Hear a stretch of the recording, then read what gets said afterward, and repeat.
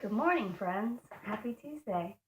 I hope this morning makes you well and happy and wake for the day. We're going to dive right into God's Word. And today we're going to finish up the chapter 21 that we started yesterday. Uh, there's a lot of stuff in this rest of this chapter, so we're going to go ahead and get started. Verse 16, Proverbs 21. A person who strays from common sense will end up in the company of the dead. Those who love pleasure become poor, and luxury are not the way of riches. Sometimes the wicked are punished to save the godly, and the treacherous for the upright. It is better to live alone in the desert than with a crabby, complaining wife. The wise have wealth and luxury, but fools spend whatever they get. That's our first footnote for today. It says for verse 20, this proverb is about saving for the future. Easy credit has made people living on the edge of bankruptcy. Their desire to keep up appearances and to accumulate more drives them to spend every penny they earn, and they stretch their credit to the limit. But anyone who spends all he has is spending more than he can afford. A wise person puts money aside for hard times. God approves of foresight and restraint. God's people need to examine their lifestyles to see whether their spending is God pleasing or merely self pleasing. Back up to verse 21. Whoever pursues godliness and unfailing love will find life, godliness, and honor. The wise conquer the city of the strong and level the fortress in which they trust. If you keep your mouth shut, you will stay out of trouble. One of my favorite verses in chapter 21. Mockers are proud and haughty.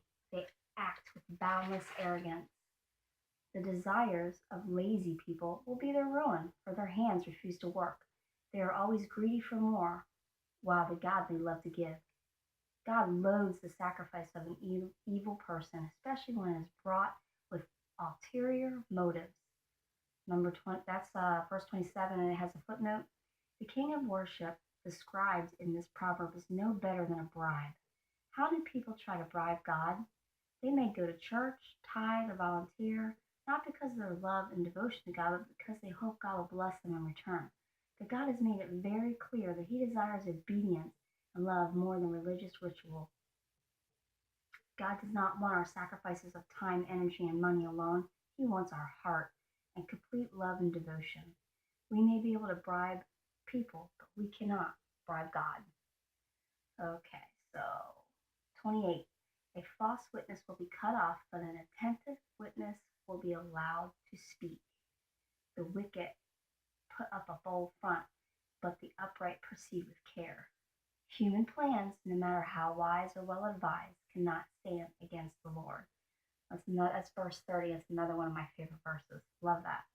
Human plans, no matter how wise or well advised, cannot stand against the Lord. Okay, last verse, 31. The horses are prepared for battle, but the victory belongs to the Lord. And that's our last footnote for today. For verse 31, it says, this proverb refers to preparing for battle. All our preparation for any task is useless without God. But even with God's help, we still must do our part and prepare. His control of the outcome does not negate our responsibility. God may want you to produce a great book, but you must learn to write. God may want to use you in a foreign mission, but you must learn the language. God will accomplish His purposes, and He will be able to use you if you have done your part by being well prepared. So, and that speaks a lot in my own life. So, I'm in a season of preparedness and not really sure where I'm going from here, but I am faithfully in God's Word every day and studying and blogging and trying to be supportive to other people that might need it. And that's the whole reason why I do this, is especially for women that are struggling. If they could just, sit for 5 minutes and get something from this, that I know pleases God. So I'm trying to faithfully do that every day. And it gets me in God's Word, and it reminds me of a few things, because I've read the book of Proverbs so many times, but every time I read it again, I get something different out of it. So I hope that you enjoyed this rest of this chapter today. Chapter 21 is one of my favorite chapters in the whole book of Proverbs. And so I encourage you to go back and reread through it today, and maybe make some notes what maybe what God might be speaking to you. And I'm glad that you came today and spent some time with me. And I hope and pray that you have a great day. And I will see you back here tomorrow. Tomorrow's Wednesday, so have a great one. Bye.